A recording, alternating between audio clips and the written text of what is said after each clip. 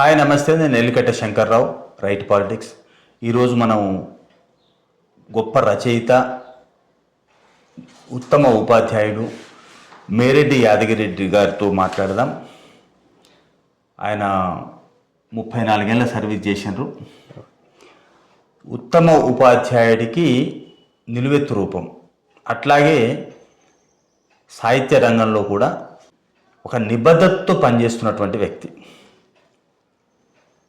మంచి మనసున్న ప్రేమగల వ్యక్తి, ప్రేమమూర్తి. ఆయనతో ఈరోజు ముచ్చటించుకుందాం, సాహిత్య ముచ్చట్లు, ఆయన అనుభవాలను తెలుసుకుందాం. సార్ నమస్కారం. నమస్కారం సార్. హ్యాపీ. ఎన్ని రోజుల తర్వాత అడిగితే ఇవాళ టైం ఇచ్చాను. మీరు 2-3 సార్లు అడిగిన సార్ మీతోటే సాహిత్య ఇంటర్వ్యూలు మొదలు పెడదాం. మనం ఇంతవరకు పొలిటికల్ ఇంటర్వ్యూసే వస్తున్నాయి. అవునవును. ఇప్పుడు నేను రచయితగా నాకు ఇంట్రెస్ట్ ఉన్నది. మనం రచయితలను కూడా పరిచయం చేయాలి, సాహిత్యాన్ని పరిచయం చేయాలనుకున్నాం.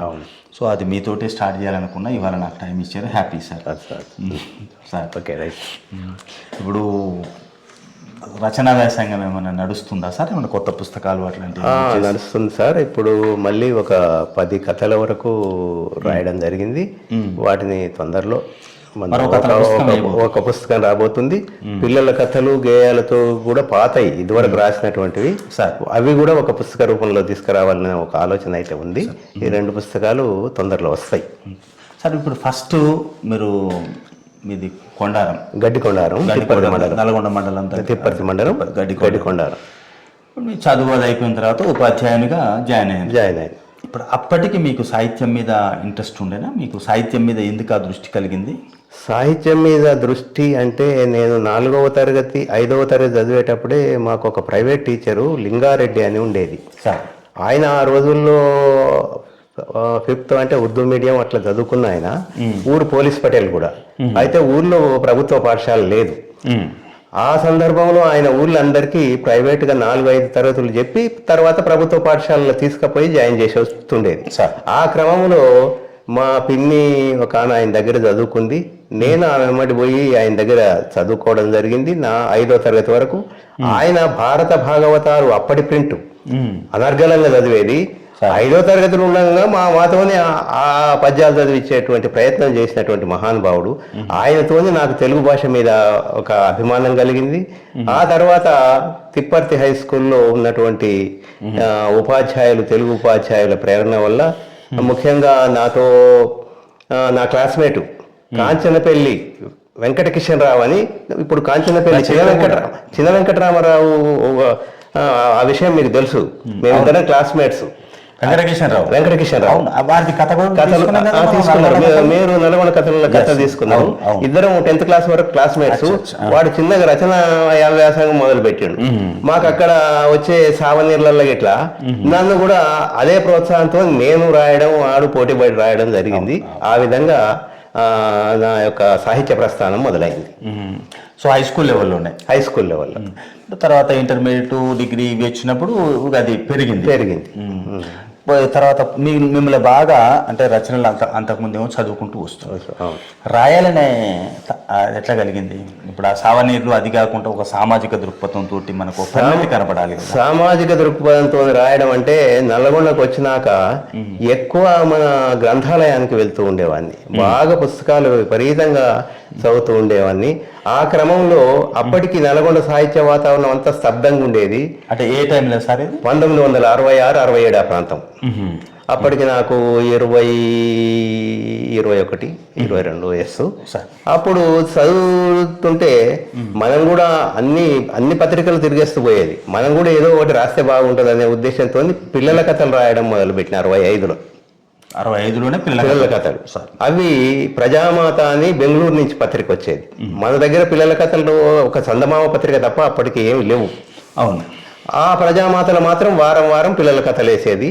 ఆ సందర్భంలో 1-2 పంపితే ఎమ్మటెమ్మటేయడం, తర్వాత ఒక 10-20 కథలు వరుసగా దాంట్లోనే రావడం జరిగింది. దాదాపు పిల్లల కథలే. అదే క్రమంలో హైదరాబాద్లో ఆంధ్ర మహిళా సభలో దుర్గాబాయి దేశ్ముఖ్ గారు వాళ్ళు నూతన అక్షరాస్యుల కొరకు రైతు వాచకము, రైతులు మాట్లాడే భాషలో ఒక వాచకం తయారు చేయాలనే ఒక దృక్పథంతో ఒక ప్రకటన ఇచ్చారు పత్రికల. దానికి నేను ఒక అప్లికేషన్ లెక్క పంపించిన. అప్పుడు పంపితే దాదాపు ఒక మొత్తం ఆంధ్రప్రదేశ్ లెవెల్లో ఒక 20-25 మందిని పిలిపించిండ్రు. అందులో నేను ఒకరిని, అందులో అందరికంటే చిన్నవాడిని నేను. ఇట్లా త్వరగా మీరు టీచర్ కదా? టీచర్ కాలే అప్పటికి, ఉద్యోగం ఉద్యోగం రాలే. 66-67 ప్రాంతం. ఓకే. ఒక వారం రోజులు దుర్గాబాయి దేశ్ముఖ్ ఉన్నారు, అప్పుడు భరత సిడి దేశ్ముఖ్ ఉన్నారు. వాళ్ళు వచ్చి రోజు ఆంధ్ర మహిళా సభలు మాతో పాటు కూర్చునేది. అప్పుడు పెద్ద పెద్ద పెద్ద రచయితలు ఎవరు, శ్రీపాద గోపాలకృష్ణమూర్తి, బుడ్డిగ సుబ్బరాయన్, త్వరగా జానకిరాణి, పోతుకూచి సాంబశివరావు, ఇట్లా గోరా శాస్త్రి, గోరా నాస్తిక ఉద్యమం, గోరా, వీళ్ళందరితో పాటు అందరిలో నేనే శశాంక చిన్నవాణ్ణి. ఆ విధంగా అందులో పాల్గొనడం నా రచనకు మూల కారణం. ఇక అక్కడ మొదలైంది అనుకోవాలి. పెద్దల పరిచయంతో ఆ విధంగా మొదలైంది. తర్వాత ఇప్పుడు అవేమో వయోజన విద్య, బాల సాహిత్యం. తర్వాత ఈ సామాజిక అంశాల మీద రాయాలని ఆలోచనప్పుడు, సామాజిక అంశాల మీద రాయాలన్నటువంటి అంశము ఏంటంటే 66-67 ప్రాంతంలో కిషన్ రావు నేను చాలా కలిసి తిరిగేవాళ్ళం. తిరుగుతున్న సందర్భంలో కాంచనపల్లి వెంకటరామారావు గారితో పరిచయానికి వచ్చేసింది. ఆయన మొత్తం అభ్యుదయ పదము, ఈ సామాజిక అంశాల మీద చాలా పోరాట యోధుడు.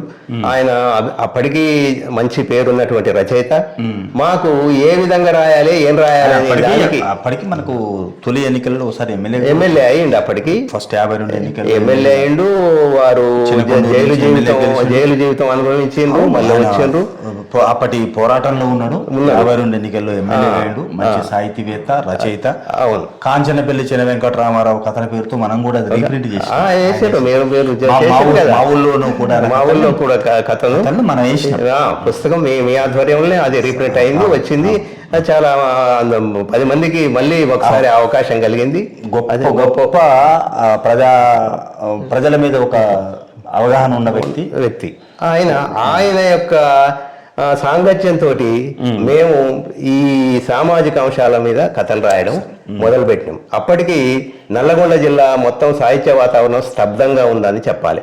సాహితీ మేఘల తర్వాత ఇక సంస్థలు పెద్దగా లేవు.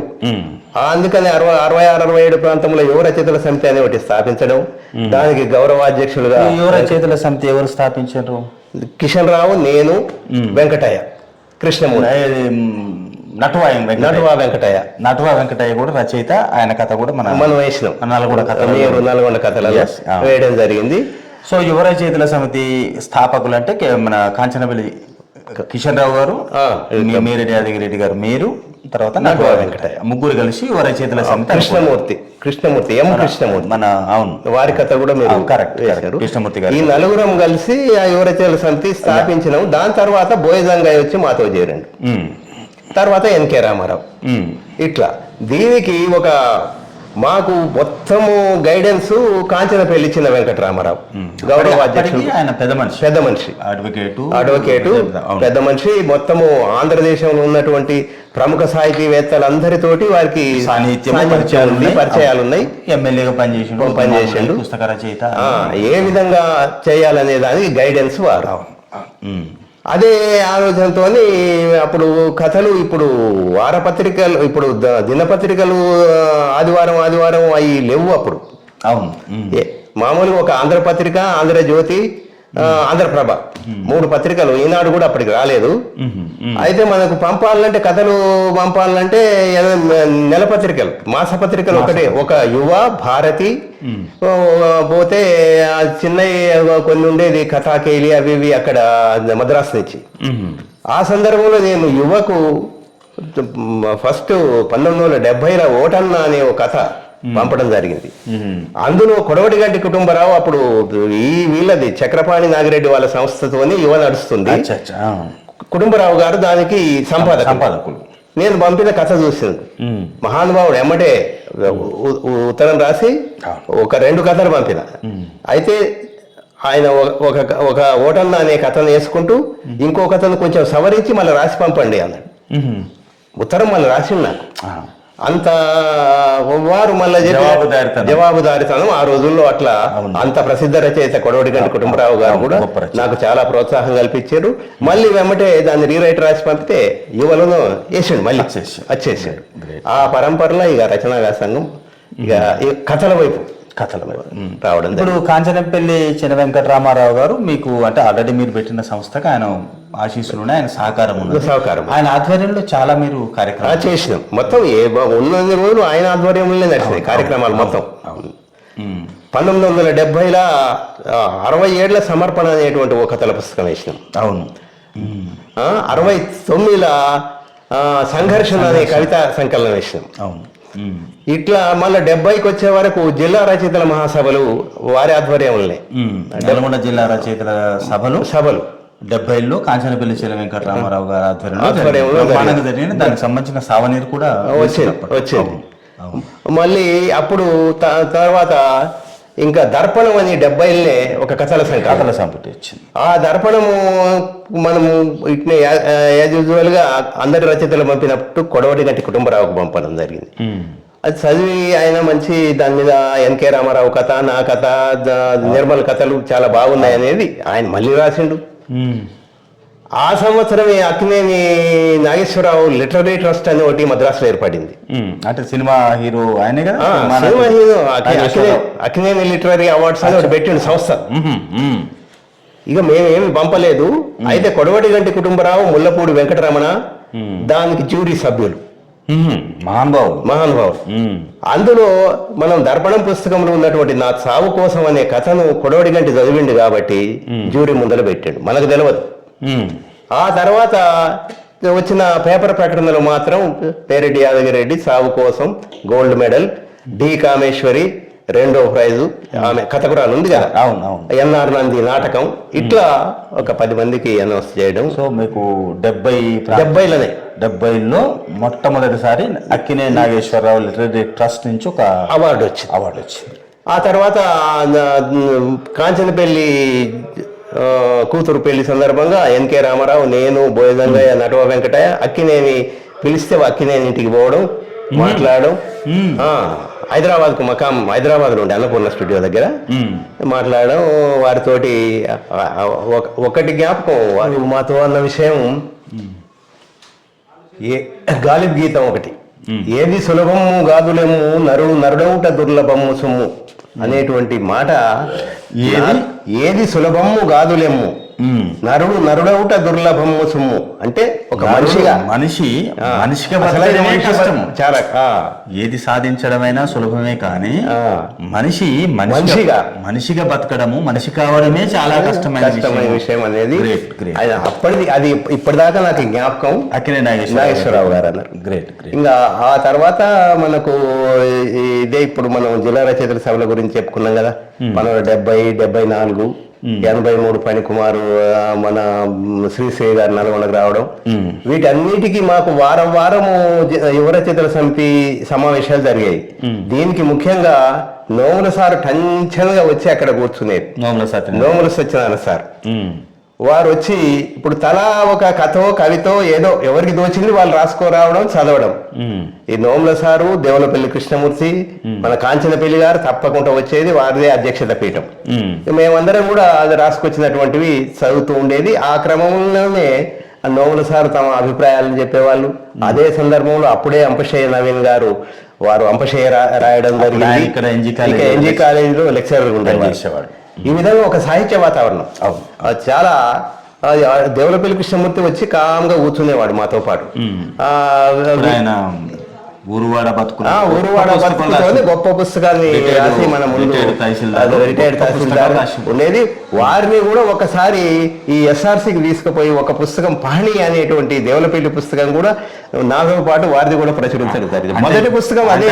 అంటే ఆయన తహసీల్దార్ కాబట్టి రెవెన్యూ మంచి పని తీసుకుపోయినాము. అప్పుడు చేశారు. వీటన్నిటికి కూడా బొమ్మలు మన కూరెళ్ళ శ్రీనివాసు వేయడం జరుగుతుండేది.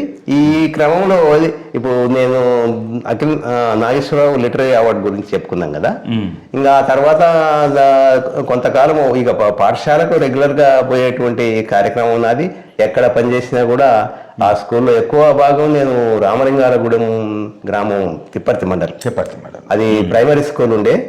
దాన్ని అక్కడ మొత్తము నేను పోయిన రోజు 9 మంది పిల్లలు, 130 మంది పిల్లలతోని సెంట్రల్ స్కూల్గా ఏర్పాటు చేసి కొంతమంది ప్రైవేట్గా టీచర్స్ని కూడా తీసుకొని మా దగ్గర ఒక్కనే నేను, తర్వాత 3 టీచర్లు గవర్నమెంట్ దగ్గర నుంచి తెప్పించుకొని ఆ విలేజ్ని మొత్తము టోటల్ లిటరసీ సంపూర్ణ అక్షరాస్యత విలేజ్గా మార్చేస్తుంది. ఇప్పుడు అక్కడ రామలింగాలగూడెంలో ఎన్ని సంవత్సరాలు పనిచేశారు సార్? రామలింగాలగూడెంలో 16 సంవత్సరాలు పనిచేసిన. నా సర్వీసులో సగం రోజులు రామలింగాలగూడెం పనిచేసిన. అంటే అప్పట్లో ఈ కౌన్సిలింగ్ విధానం లేదు. 2 సార్లు ట్రాన్స్ఫర్ అయితే ఆ విలేజెస్ అంతా పోయి ఆర్డీఓ దగ్గర ఎండిఓ దగ్గర కూర్చొని మా సార్ మాకే ఉండాలి, పోవద్దు అని ఆ విధంగా అప్పుడు సమితి ప్రెసిడెంట్లు వాళ్ళు ఉండేది కదా, వాళ్ళ చేతులు ఉండేది చైర్మన్లు సమితి ప్రెసిడెంట్లు. ఆ విధంగా ఊర్లో ఎక్కువ కాలం పనిచేసిన తర్వాత తానేదారపల్లి గ్రామంలో వచ్చి అక్కడ ప్రైమరీ స్కూల్లో యూపీఎస్ 7th దాకా అప్గ్రేడ్ చేయించి అక్కడ హెడ్ మాస్టర్గా రిటైర్డ్ కావడం 2005. మీరు చేసింది మొత్తం మీ సర్వీస్లో? 2 స్కూల్లో చేయాలి, 5 స్కూళ్ళు చేసింది. మొట్టమొదటి 1970లో తేలకంటిగూడెం నల్గొండ మండలం. ఆ తర్వాత వెంకటాద్రిపాలెం, వెంకటాద్రిపాలెంలో చేసి ఆ తర్వాత మా సొంతూరు గడ్డికొండారంలో ఒక 4 సంవత్సరాలు చేసి ఆ తర్వాత రామలింగాలగూడెం. అక్కడి నుంచి ఇది మన తానేదారపల్లిలో రిటైర్డ్ అయిన 2005లో రిటైర్డ్. అయితే 2003లో నాకు అప్పుడు చంద్రబాబు మనకు ఇక్కడ ముఖ్యమంత్రి ఉమ్మడి ఆంధ్రప్రదేశ్. అప్పటికి నేను ఈ సంపూర్ణ అక్షరాస్యత కార్యక్రమంలో ఈ మన ఆంధ్ర మహిళా సభ ఎస్ఆర్సీలో ఒక 10 పుస్తకాలు వచ్చినాయి. ఇక నాది మట్టి కథల పుస్తకం కూడా ఒకటి వచ్చింది అప్పటికి. అయితే ఇప్పుడు టీచర్ మనం కంటిన్యూ చేద్దాం. ఇప్పుడు అక్కడ మీకు 2003లో చంద్రబాబు నాయుడు నుంచి ఒక రాష్ట్ర స్థాయి అవార్డు రావడం, ఉపాధ్యాయ అవార్డు రావడం, తర్వాత జాతీయ ఉత్తమ 2004లో. ఇప్పుడు ఇది చంద్రబాబు నాయుడు టైంలో తీసుకున్నది. ఇది రాష్ట్ర స్థాయి ఉపాధ్యాయ, రాష్ట్ర స్థాయి ఉత్తమ ఉపాధ్యాయ. ఇది 2003లో తీసుకున్నారు. తర్వాత కూడా ఇంకోటి అబ్దుల్ కలాం చేతుల మీదుగా 2004లో జాతీయ ఉత్తమ ఉపాధ్యాయ అవార్డు, నేషనల్ టీచర్ అవార్డు అంటారు. అది 2004లో న్యూఢిల్లీలో అబ్దుల్ కలాం గారితో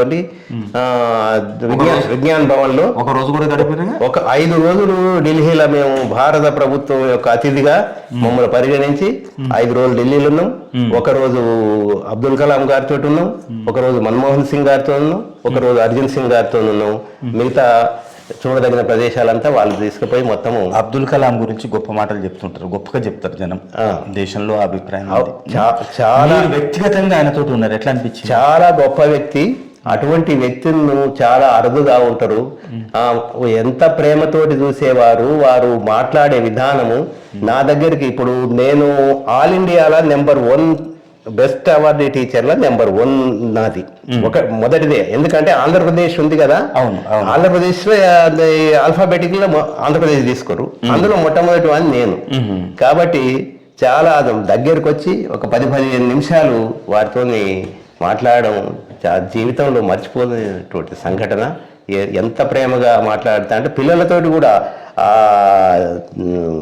విజ్ఞాన భవన్లో పిల్లల్ని అందరినీ కూర్చోబెట్టుకొని కూడా ఆయన గడిపినటువంటి క్షణాలు చూస్తే మనకు ఎప్పుడు కూడా జ్ఞాపకం ఉండే. మన్మోహన్ సింగ్ ఎట్లా అనిపిస్తాడు? మన్మోహన్ సింగ్ అంటే దేశానికి 10 సంవత్సరాల ప్రధానమంత్రి. ఆయన కూడా హుందాగా చాలా గౌరవంగా టీచర్ ఉపాధ్యాయులు అంటే ఆయన ఉపాధ్యాయ వృత్తి నుంచి వచ్చి చెప్పిండు మాకు ఆ సమావేశంలో. చాలా గౌరవంగా ఉండేది. ఆయన కూడా సాదాసీదాగా చాలా గౌరవంగా ఉన్నటువంటి మహోన్నతమైనటువంటి వ్యక్తి. ఆ ఉపాధ్యాయులందరినీ కూడా ఎంతో గౌరవంగా చూసిండు. ఆయన ఇట్లా ఒకరోజు డిన్నర్ చేసిండు. ఇదంతా కూడా చాలా మంది ఉత్తమ ఉపాధ్యాయుల గురించి అన్నప్పుడు, ఉత్తమ ఉపాధ్యాయ అవార్డుల గురించి నేను విన్నది, నేను నమ్ముతున్నది కూడా ఒక ఆరోపణ ఉన్నది. అవార్డ్స్ చాలా వరకు పైరవీలతోటి వస్తాయి, అనర్హులకు కూడా వస్తాయి అనే ఆరోపణ ఉన్నది. దాన్ని కవర్ చేసుకోవడానికి మీ ఎటువంటి వాళ్ళకి మధ్యన ఒకరు నిరికిస్తారు. నిజమా అది? అది కొంత మీరు అన్న దాంట్లో కొంత నిజం లేకపోలేదు, జరిగినాయి అటువంటివి కూడా. నాకు తెలిసి కొంతమందికి బడి దొంగలకు, ఫైనాన్స్ పెట్టి సంస్థలు నడిపే వాళ్ళకు, రియల్ ఎస్టేట్ దందాలు చేసే వాళ్ళకు, యూనియన్లో తిరిగే వాళ్ళకు వచ్చినాయి చాలా మందికి. ఒక 10 మంది ఇటువంటి అవార్డ్స్ వస్తే దాంట్లో ఒకరు ఇద్దరు కొద్దిగా అర్హులు, నిజమైన వాళ్ళు అట్లా కనపడతారు. మరి వాటి అవార్డ్స్ విలువ తీసినట్టే కదా. 8 మందికి అర్హులకు ఇచ్చి అవార్డు విలువ తీసినట్టే కదా. తీసినట్టే అది. కానీ మీరు వాడు ఏదో పర్వే చేసుకుని తెచ్చినప్పుడు ఇద్దరు జాతీయ ఉత్తమ ఉపాధ్యాయుడు అన్నప్పుడు పెండా పిల్లం ఒక దగ్గర అదైతే వాస్తవమే.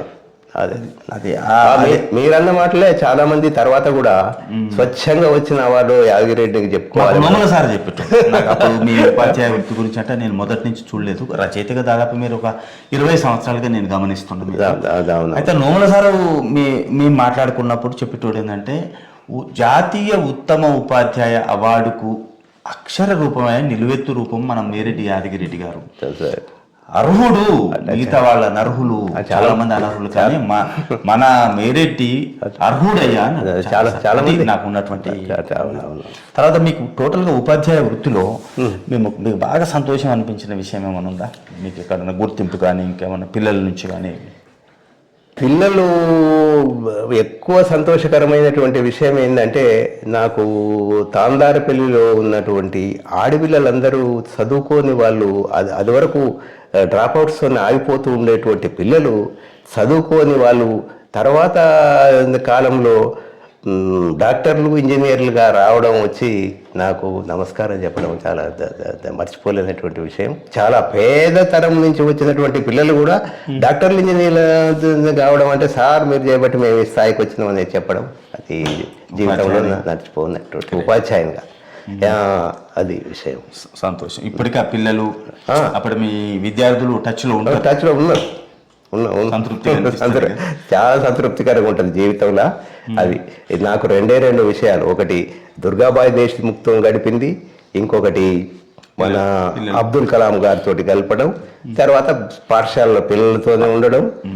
ఇక ఈ సాహిత్య వాతావరణంలో మాత్రం కాంచనపల్లి నోముల సత్యనారాయణ సార్ను జీవితాంతం మర్చిపోకుంటున్నటువంటి. ఇంకొక విషయం ఏముందంటే, ఎలికెట్టి శంకర్ గారు నల్లగొండ కథలను తీసుకురావడం అనేది ఒక మర్చిపోలేనటువంటి సంఘటన. అందులో నుంచి వచ్చిందే ప్రతిజ్ఞ అనేటువంటి ఒక సుబ్బారావు గారిని ఫోకస్ చేయడం. ఎవరో ఎప్పుడో మర్చిపోయినటువంటి సుబ్బారావును ఆ సందర్భంలో బయటికి తీసుకొచ్చి ఈరోజు మొత్తం దేశవ్యాప్తంగా ప్రతిజ్ఞ రాసింది ఎవరు అంటే పైడిమరి సుబ్బారావు గారిని బయటికి తీసుకురావడం ఎవరు చేయలేని పని చేసినట్టు. ఇంకొకటి, నా ప్రస్తావన లేకుండా ఆ పరంపరలో తీసుకొచ్చారు. ఇంకొకటి చెప్పాలి, నల్గొండ కథలకు నేను భుజం మీద వేసుకున్నప్పుడు నాకు అతి దగ్గరగా సహకరించిన వాళ్ళలో మీరు ఒకరు. అవును. ఇప్పుడు కాంచనపల్లి వాళ్ళ వాతావరణంలో ఎదిగిన వాళ్ళు మీరు, పరిచయాలు ఉన్నాయి కాబట్టి. ఇప్పుడు కిషన్ రావు గారి కథ ఎక్కడో దొరికింది సార్ నాకు ఇంత క్లూ అంటే, కిషన్ రావు ఎవరయ్యా మనవాడే అని ఇట్లా క్లూ ఇచ్చి ఆ ఫ్యామిలీ మెంబర్స్ ని కల్పించి వాళ్ళ ఫోటోలు, ఇతర రచనలు సేకరించడానికి మేటువంటి వాళ్ళు చాలా మన కాంచనపల్లి ప్రభాకర్ రావు గారు, కాంచనపల్లి చిన్న వెంకటరామారావు గారి కొడుకు డాక్టర్ ప్రభాకర్ రావు గారు మనకి ఎంత సహకరించారు. చాలా సార్లు పోయినప్పుడు వాళ్ళ ఇంట్లో కనబడి మాట్లాడి సమాచారం ఇచ్చేవారు.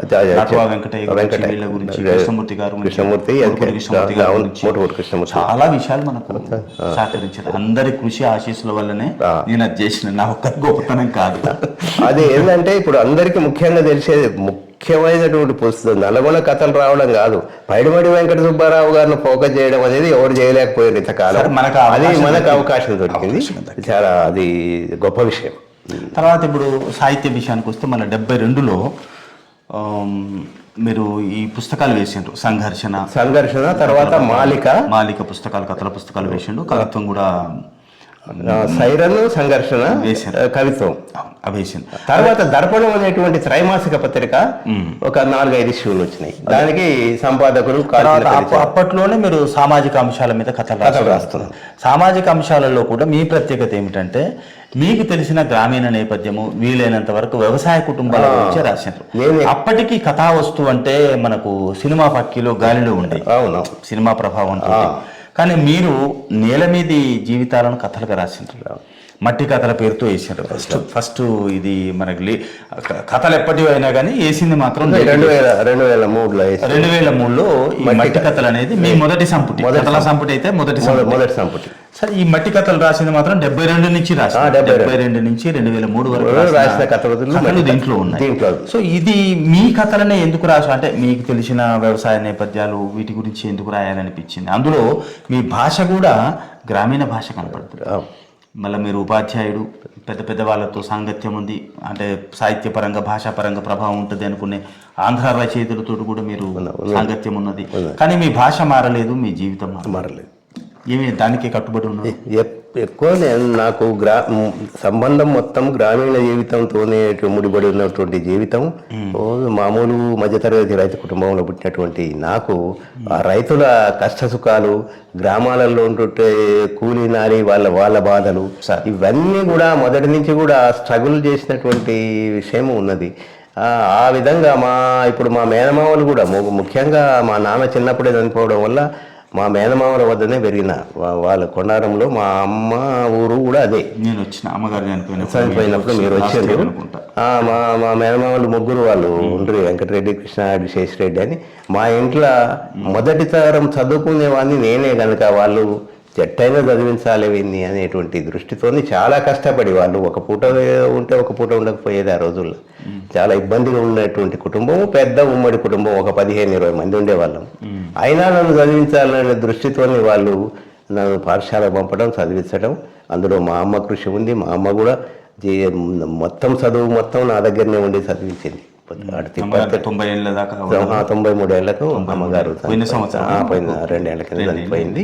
అప్పటిదాకా మా అమ్మ కూడా ఎంతో కష్టపడి నాతో పాటు ఉంది. మా మామలు వాళ్ళతోనే నేను వాళ్ళ కష్టాన్ని, వ్యవసాయంలో ఎంత కష్టపడుతున్నారో చూసి నేను ఎక్కువ వ్యవసాయ కథలు రాయడానికి అది కూడా ఒక మూలం.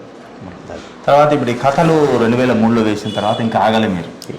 అంతకుముందు అనుకుంటా నేను బహుశా మీరు ఉద్యోగంలో కుదురుకోవడానికి కొంతకాలం ఆర్థికంగా కొంతకాలము సాహిత్యానికి కొద్దిగా దూరంగా, ఎందుకంటే పిల్లలు ఎదుగుతున్నారు, ఆ పరంపరలో కొద్దిగా సంసారంలో మునిగిపోయారు. కానీ 2003 తర్వాత అంత సెటిల్ అయిపోయారు, ఆర్థికంగా కుదురుకున్నారు. ఇక సాహిత్యాన్ని మొత్తం కంటిన్యూగా మట్టి కథలు వేసిన తర్వాత మళ్ళీ కొలిమి కథలు తక్కువ టైంలో వేసారు. బహుశా ఇది 2007లో వేసిండ్రా? ఇది 2003లో వేసారు కదా? 2008 2010 వేసారు. వెంటనే వేసుకుంటూ వచ్చారు. ఈ కొలిమి కథలు ఇక లేటెస్ట్ ఇప్పుడు మనకు 2003 తర్వాత రాసిన కథలు కొలిమి కథలు. అవును, ఇప్పుడు ఈ వస్తువు కూడా, కథా వస్తువు కూడా కొంత మార్పు వస్తుంది. అంటే అప్పుడు 20-30 ఏళ్ల కింద రాసిన కథా వస్తువు, కానీ భాష మాత్రం మారదు. భాష అదే భాష మాత్రం అదే, భాష శైలి.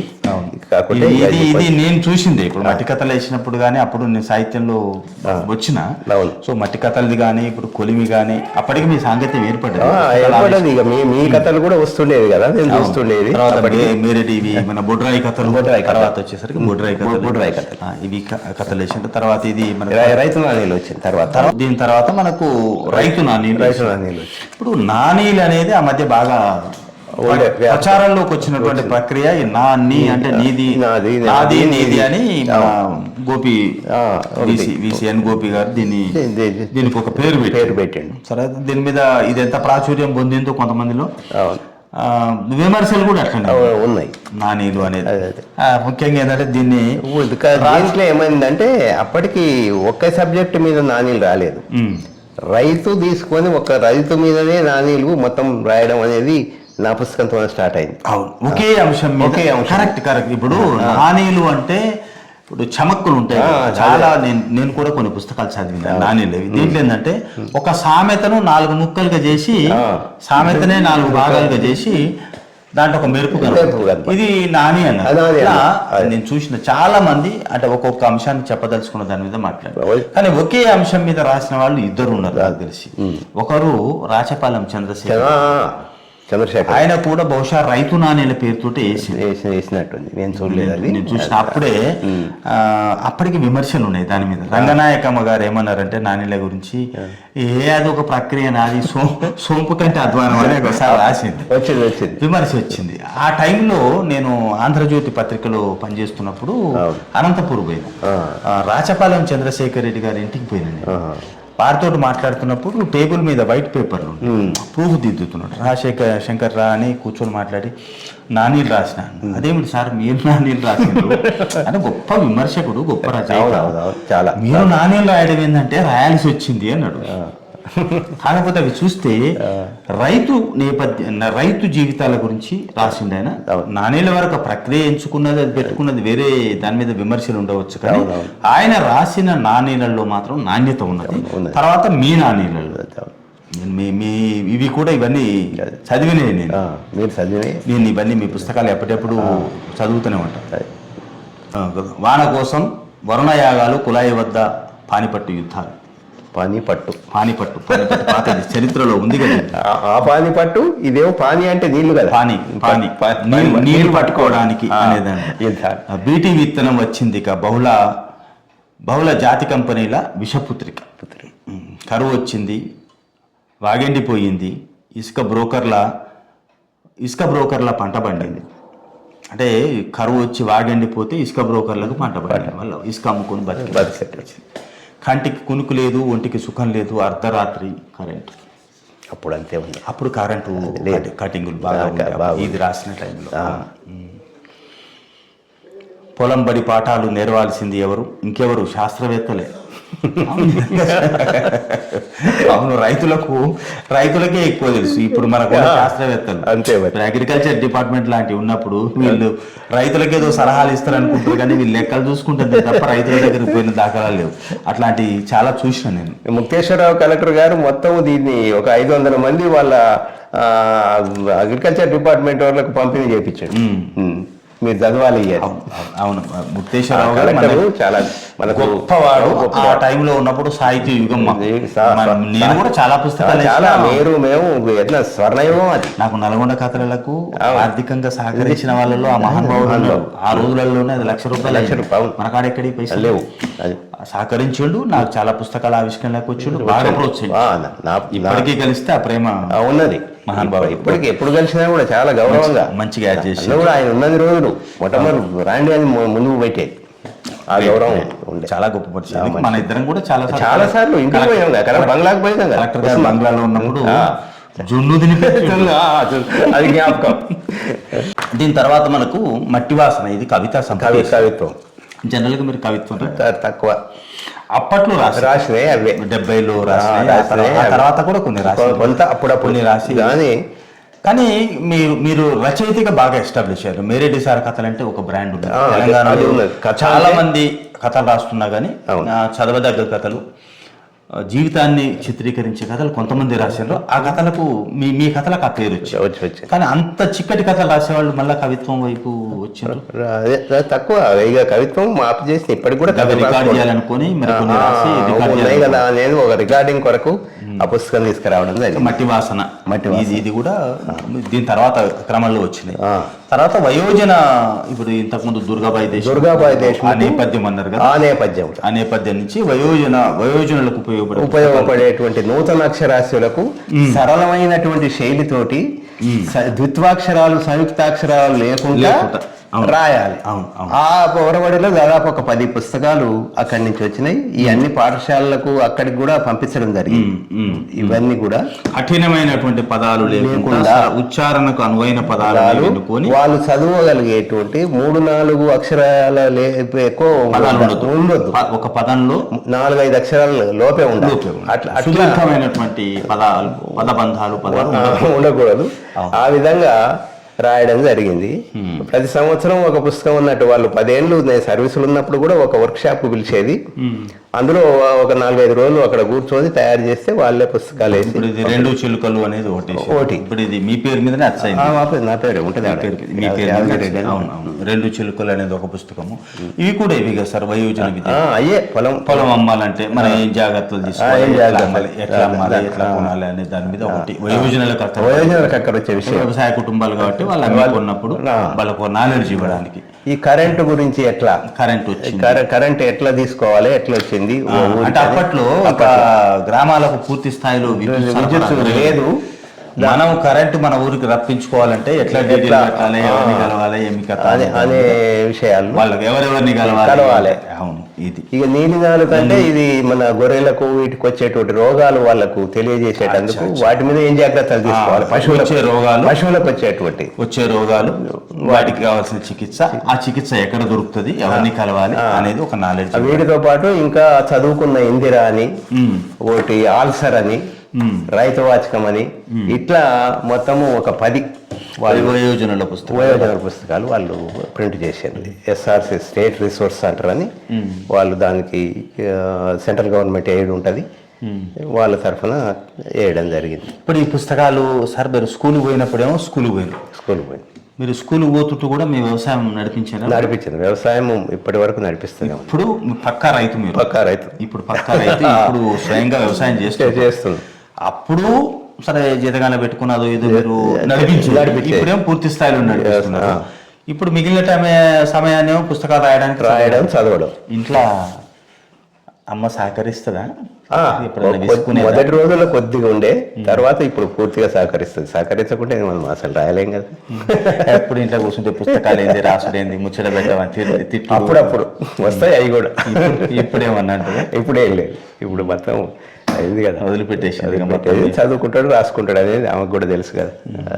సార్ సాహిత్యంలో మీకు వచ్చిన అవార్డ్స్ ఏమన్నా ఉన్నాయా? ఏమన్నా సాహిత్యంలో వచ్చిన అవార్డు సార్, కొలిమి కథకు ఒంగూరు ఫౌండేషన్ ఆఫ్ అమెరికా వాళ్ళు అంతర్జాతీయ అవార్డు, అది కథలకు వాళ్ళు ఇచ్చారు. దానికి గొల్లపూడి మారుతిరావు గారు జడ్జి, ఆయన చేతుల మీదనే తీసుకోవడం. ఏదో సందర్భంలో మహానుభావుల సాంగత్యంలో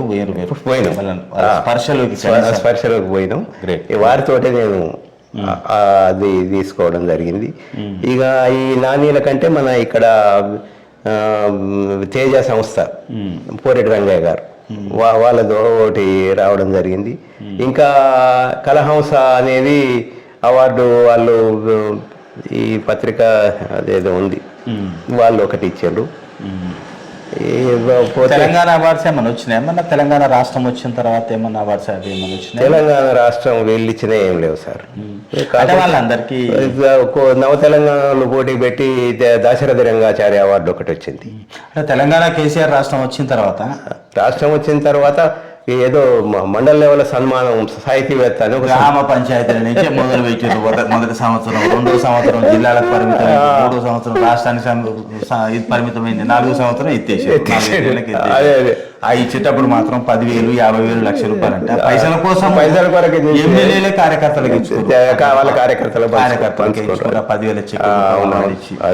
అసలు సాహిత్యం సంబంధం లేనోళ్ళకి కూడా వచ్చింది అందులో అవార్డ్స్ ఇచ్చి దాన్ని కంపు చేశారు. ఇప్పుడు అవార్డులకు తెలంగాణ కేసీఆర్ ఇచ్చినటువంటి అవార్డులకు కూడా అంత ఆగిపోయింది కూడా. సో ఇప్పుడు మీకు సంతృప్తిని ఇచ్చింది ఏమన్నా ఉందా సార్? ఇప్పుడు రచనా వ్యాసంగంలో ఇంకా గుర్తింపు రాలేదు, ఇట్లా ఇంకేమన్నా అట్లా ఉందా ఏమన్నా? నాకు గుర్తింపు రాలేదు అనేటువంటి, ఇంకా గుర్తింపు కాదు, నేను సంపూర్ణంగా నమ్ముతున్నా మేరెడ్డి యాదగిరెడ్డి గారికి కావలసిన రచయితగా గుర్తింపు ఉన్నది, ఆ గౌరవం ఉన్నది, మీ పుస్తకాలు మిగిలిపోతాయి. అది నాకు అంత సంతృప్తి ఉంది. ఇంకా ఎవరేమో గుర్తింపు ఇవ్వాలనేటువంటిది అయితే ఏమీ లేదు. సంతృప్తిగా ఉన్నారు. 2017లో తెలుగు యూనివర్సిటీ వాళ్ళు ఒకటి కీర్తి పురస్కారం ఇచ్చారు, తెలుగు యూనివర్సిటీ వాళ్ళు కూడా. సరే, ఇక మనము రాసింది మన సాహిత్యానికి సంబంధించినంత వరకు ప్రజలలో నా సాహిత్యం ఉంటే చాలు, నాకు ఏ అవార్డు రాకున్నా ఏం లేదు అనేది తృప్తి. చూశారు కదా నేషనల్ అవార్డు అబ్దుల్ కలాంతో, అదే దానికంటే మించింది లేదనుకుంటా నేను. మళ్ళీ వేరే అవార్డు ఉత్తమ ఉపాధ్యాయ అవార్డు అనేదానికి మళ్ళీ నేను అక్కడికి టీచర్ ప్రొఫెషన్కి వస్తున్నా. చాలా మంది ఉపాధ్యాయులు రిటైర్ అయ్యే ముందల కొన్ని సెలవులు ఉంటాయి, అంటే మీకు మెడికల్ గ్రౌండ్లో ఉంటాయి. చాలా మంది నేను చూసిన ఏంటంటే 2-3 నెలలు రిటైర్డ్ అవుతుంటే కంప్లీట్ సెలవు పెడతారు. 6 నెలలు వాడుకోవచ్చు. 6 నెలలు వాడుకోవచ్చు. 6 నెలలు సెలవు పెట్టినా పూర్తి స్థాయి జీతం తీసుకొని ఉండొచ్చు. అంటే ఆ సెలవులు ఉంటాయి కాబట్టి వాడుకుంటే జీతం తీసుకోవాలి. మీరెందుకు వాడుకోలేదు? లాస్ట్ డే వరకు మీరు స్కూల్కి పోయి అన్ని సెలవులు పెట్టుకోండి. అవును, నాకు ఒక్క విద్యార్థులకు వాళ్ళు దెబ్బతినకూడదు, వాళ్ళు చదువు డ్రాప్అవుట్లు కాకూడదు, వాళ్ళకి నేను నష్టం చేసిన కాకుంటే నా ఇతర కుటుంబ విషయాలు వీటి కొరకు వాళ్ళను ఇబ్బంది పెట్టొద్దు అనే దృష్టితోటి వాళ్ళ చదువులను, అప్పుడు సింగిల్ టీచర్ స్కూల్ అయినా ప్రైమరీ స్కూల్ అయినా అక్కడ నేను పోకుంటే ఒకడే టీచర్ ఉంటాడు, మేము 3 ఉన్న కాడ వాళ్ళ 2 అవుతారు, వాళ్ళ చదువు దెబ్బతింటది. ఆ ఉద్దేశంతో నేను చివరి వరకు కూడా సెలవు పెట్ట. ఈ మాట కూడా నోముల సార్ చెప్పిండారు. మేరెడ్డి సారు 5-6 నెలలు సెలవు పెట్టుకోవచ్చు, రిటైర్డ్ అవుతున్నాడు, కానీ ఈయన స్కూల్కే పోతాడు, తర్వాత ఎట్లాగా సెలవులేగా సార్ మనకు, ఈ సెలవులు ఎందుకు వాడుకోవాలి, పిల్లలతోటి గడుపుదామని పోతున్నాడు అని ఈ మాట కూడా చెప్పాడు. అందుకని ఇది చెప్తూనే జాతీయ ఉత్తమ ఉపాధ్యాయునికి నిజమైన అర్హుడు అని చెప్పి అది గుర్తొచ్చి అడుగుతున్నాను. విద్యార్థుల భవిష్యత్తు దెబ్బతినకూడదు అనేటువంటి ఇది ముఖ్య కాన్సెప్ట్ నాకు ఉండేది. వాళ్ళని ఎప్పుడు కూడా దెబ్బతినకుండా వాళ్ళు ఫ్యూచర్ డెవలప్ కావాలి. వాళ్ళు ఏమాత్రం ఆగిపోయినా కూడా ఇప్పుడు నేను మంచిగా హాయిగా వచ్చి ఇంట్లో పడుకోవచ్చు, సెలవు పెట్టుకోవచ్చు, కానీ దెబ్బతినేది పిల్లలు. ఉన్నంత వరకు ఆ పిల్లల తల్లిదండ్రులంతా నిరక్షరాస్యులు, వాళ్ళకి తెలియదు. ఏమన్నా గైడెన్స్ ఇస్తే మనమే ఇవ్వాలి. దాంతో పిల్లలు చివరి సర్వీసులు రిటైర్మెంట్ వరకు వాళ్ళతోనే గడపడం జరిగింది. అదొక సంతోషం. మళ్ళీ సాహిత్యానికి వద్దాం. ఇప్పుడు నోముల సార్ తోటి మీ సాంగత్యం బాగున్నది. దాదాపుగా రోజు నోముల సార్ ఇష్టపడే కొంతమందిలో మీరు అవును, చాలా ప్రేమగా చాలా ఇష్టపడతారు. తర్వాత భోజంగయ్య గారు మీకు మంచి సాన్నిధ్యం. ఒకేసారి కథలు ఆయన నేను రాయడం ఒక సరి సమానంగా రాసుకుంటూ వచ్చాను. కాకుంటే ఆయన ఒక 200 కథల దాకా రాసిండు, నేను ఒక 100 కథల దాకా రాయడం. భోజంగయ్య గారు ఏదైనా కథ రాస్తే మీకే ఫోన్ చేసి కలిసేది, చదివి ఎట్లా ఉంది అభిప్రాయం అడిగేది. ఎందుకంటే ఆయన లాస్ట్ డేస్ లో నేను కూడా ఆయన అవును మీరు కూడా చాలా నేను సాన్నిధ్యంగా ఉన్నా, మీరు కూడా వచ్చేది ఉంటే నాకు లేదా మీకు ఇద్దరిట్లో ఎవరికో చూసి చెప్పు ఎట్లా ఉంది అని అడిగేవాడు. చాలా విషయాల్లో ఇద్దరం కలిసి చర్చించుకునేది. మా ఇండ్లు కూడా దగ్గర ఉండేది. భోజంగయ్యది మజన్ చలకాల మిర్యాలగూడ రోడ్లో నేను ఉండేది. ఎక్కువ కాలం ఆయన రిటైర్డ్ అయినాక నేను రిటైర్డ్ అయినాక కూడా చాలా దాదాపు 2-3 రోజులకు ఒకసారి కలవకుంటూ ఉండకపోయేది. ఇటు వస్తే నోముల సార్కు తప్పకుండా కలిసేది. వారితో ఎన్నో విషయాలు మేము నేర్చుకోవడం జరిగింది నోముల సార్ తోటి. తర్వాత ఆయన ఎప్పుడైనా నా కథ ఏదైనా పత్రికలో పడితే చదివి ఫోన్ చేసేటువంటి గొప్ప గుణం నోముల సార్ దగ్గర ఉంది. అంటే అది కూడా ఇంకొకటి, నచ్చితేనే చేస్తాడు. నచ్చితేనే దగ్గర నుంచి చూస్తా కదా, నచ్చిన కథకే నచ్చితేనేమో వాడు ఏ ప్రాంత శ్రీకాకుళంలో ఉన్న వాడికి కూడా అన్నోన్ పర్సన్ అయినా ఫోన్ చేసి నేను ఫలానా అండి మీ కథ బాగున్నది ఫలానా పత్రికలో వచ్చింది అనేవాడు. నచ్చలేదు అనుకుంటే పక్కోడు చేతికి పుస్తకం ఇచ్చినా చదువుతున్నాయా అని అన్నీ పెడతాడు. ఎన్ని రోజులైనా అక్కడ ఎట్లా ఒక పేజ్ చదువుతాడు, అర్థమైపోతాడు, అక్కడ పడేస్తాడు. చదవలేదయ్యా చదివి చెప్తా అంటారు. అది సాగదీస్తాడు, చెప్పడు. నచ్చినప్పుడు మాత్రమే చెప్పేది. ఉంటే మనం ముందు సూచనలు గీచనలు ఏమన్నా ఉంటే నర్మగర్భంగా చెప్పేది, అర్థం చేసుకునే వాళ్ళకి చెప్పేది. వాళ్ళకేం చెప్పకపోతే తర్వాత మళ్ళా ఈ సందర్భంలో మనకు ఎన్కే రామారావు గ్రేట్, చాలా గొప్ప కథా రచయిత, మనం చెప్పుకోదగ్గ రచయిత. విద్యుల్లత పుస్తకంలో ఏం కథ, చాలా చాలా మంచి కథ. విద్యుల్లత అనే కథకే నేను ఆయన అభిమాని. ఆయన అద్భుతమైన ఆయన శైలి ఎట్నే ఉండేది. ఆయన కథ చెప్పడం కూడా చాలా బ్రహ్మాండంగా అద్భుతంగా ఉండేది. చాలా గొప్ప కథ సంగీతం మీద, వేరే విమర్శ మీద మంచి పట్టు. ఇంగ్లీషు అనర్గళంగా చదివేది, మాట్లాడేది. వేరే భాషల సాహిత్యాన్ని కూడా మనకు అందించినటువంటి గొప్ప కథకుడు ఎన్కే రామారావు. ఆయన మనం చెప్పుకోదగ్గ నల్గొండ జిల్లాలో చాలా నల్గొండేది ఇప్పుడు తెలుగు సాహిత్యంలో చెప్పుకోవచ్చు ఎన్కే రామారావు. నేను మెచ్చిన రచయిత, నేను ఇష్టపడే రచయిత. ఆయన మూల కూర్చుంటే పుస్తకాన్ని మొత్తం తీసుకొచ్చి ముందర పెట్టింది మీరే కదా. విద్యుల్లత పుస్తకం రావడానికి అట్లా. ఆయన రాసుకున్నాడు, నేను చదివిన. అట్లా ఆ ప్రింట్ వేయడానికి కొంచెం ఇబ్బంది పడ్డాడు. అంటే నేను జారుడు పడ్డ కథలు వేసినప్పుడు అప్పటికి ఆయన పుస్తకం రాలే. అవును. ఆయన రాస్తూ పోయిండు. ఆ కథలు ఎక్కడున్నాయో కూడా తెలియదు. 72 నుంచి నేను ఆయన బాగా ఇష్టపడ్డా. ముఖ్యంగా ఆయన కొన్ని కథలు విద్యులత కథ చదివిన తర్వాత ఈయన కథలు పుస్తకంగా రావాలి, రికార్డు కావాలనిపించింది. అట్లా 17 కథలు ఏమున్నాయి. 17 కథలు నేను వేరు వేరు ప్రాంతాల నుంచి తెప్పించిన, పాత పత్రికలు వెతికి నేను కూడా 2-3 కథలు ఇచ్చాను. అది మన ఇప్పుడు సంఘర్షణ ఇవి ఉన్నాయి కదా, ఇచ్చిన సందర్భమే అలా తీసుకొని 17 కథలు ఏమో మనం పుస్తకంగా వేసినాం. పుస్తక ప్రచురణ రాసులో కూడా నేను అంటే పని విషయంలో సహకరించిన. డబ్బులు అన్ని భారీ, ఆ పని కవర్ డిజైన్ ఏమో బాపు వేసిండు. బాపు నువ్వు చాలా తర్వాత ఆవిష్కరణ సభ కూడా మనమే పెట్టినాం. సాహిత్య బాపు నువ్వు చాలా ఇష్టపడేది. బాపు కూడా ఈయనంటే ఇష్టపడేది. బాపు రమణ ఇద్దరు నా జోడీనే కదా, వాళ్ళిద్దరు జోడీనే. ఇప్పుడు నల్గొండ సాహిత్యంలో మన తెలంగాణ లేకపోతే మొత్తం తెలుగు సాహిత్యమే అనుకుందాము. అప్పట్లో రాసినటువంటి ఒక తెలంగాణ కంటే ముందు, తెలంగాణ రాష్ట్రం రాకముందు రచనల్లో ఒక ఫైర్ ఉండేది. కవిత్వంలో కానీ కథలలో కానీ ఒక ఫైర్ ఉండేది. తెలంగాణ వచ్చిన తర్వాత ఈ 10 సంవత్సరాల కాలంలో స్తబ్దత వచ్చిందనేది నా అభిప్రాయం. మీరు చెప్పే మాట కరెక్ట్. ఇప్పుడు ఏమైనా అహా ఓహో అనే సాహిత్యం తప్ప కరెక్ట్గా నిలబడేటువంటి సాహిత్యం మనకు వచ్చినట్టయితే ఆపడతలేదు. ఏమైనా రాసుకోవడం, ఫేస్బుక్లో పెట్టుకోవడం, దాంతో కామెంట్స్ అవి సోషల్ మీడియా ప్లాట్ఫామ్స్ గానే కవిత్వం ఇది రాస్తుంది. ఈ 10 ఏళ్ల నా పరిశీలనలో నేను చూసిన పనికొచ్చే పుస్తకాలు వేళ్ల మీద రావచ్చు, రాలేదని గట్టిగా చెప్పలేను, కానీ తక్కువ రాలేదు. మనకు అంతకు ముందుతో పోల్చుకున్నప్పుడు ఇప్పుడు వచ్చింది సాహిత్యమే కాదని నేను అంటాను. తర్వాత రచయితలలో కూడా ఆసక్తి తగ్గింది. కారణం ఏమిటది? రాయాలన్న తపన, ఆసక్తి, ఫైర్ తగ్గింది. కారణం ఏమిటి అంటే ఈ సామాజికంగా వస్తున్నటువంటి మార్పులు ఇవి, లేకపోతే అంతర్జాతీయంగా అదే, లేకపోతే నేనేమనుకుంటున్నా అంటే ఉద్యమ సమయంలో ఒక శత్రువు కనపడ్డాడు మనకు. మన జీవితాల గురించి మనం చెప్పుకోవాలి, మన అంటే సంస్కృతి గురించి, తెలంగాణ సంస్కృతి గొప్పతనం గురించి చెప్పుకోవాలి, మన జీవితాల గురించి చెప్పుకోవాలి, కసి కొద్ది చెప్పిన. ఇప్పుడు తెలంగాణ రాష్ట్రం వచ్చిన తర్వాత ఇక సాధించిన లేని ఎన్నికల పడ్డదేమో అనిపిస్తుంది. అది కూడా ఒక కారణం కావచ్చు. ఇవి సామాజిక పరంగా మార్పులతోటి కొంత కారణం అయితే, మీరు చెప్పిన కూడా కొంత కారణం అయితే తప్పకుండా ఉన్నది. అప్పుడేమో కసితోటి కవిత్వం రాశారు, వచ్చాయి, చాలా పుస్తకాలు వచ్చినాయి ఆ పీరియడ్లో. సో ఇప్పుడు మనం ముగించుదాం. నెక్స్ట్ మీ పుస్తకం ఎప్పుడు వస్తుంది? ఏం పుస్తకం వస్తుంది? కథల పుస్తకమే కదా? కథల పుస్తకమే వస్తుంది, గెట్టు అనే పేరుతోటి. అది గెట్టు వ్యవసాయకు సంబంధించి. వ్యవసాయ, అవును, గెట్టు అంటే బార్డర్, నా భూమికి మీ భూమికి మధ్యన బార్డర్. గెట్టు పంచాయతీ, గెట్టు తొందరలో గెట్ల పంచాయతీ కదా మొత్తం నడిచేది. భూముల విలువ పెరిగిన తర్వాత గెట్ల దగ్గరనే పంచాయతీ ఒక 2-3 నెలల్లో వస్తుండొచ్చు. అంతేనా? శుభం, తొందరలోనే రావాలి. ఆ ఆవిష్కరణ.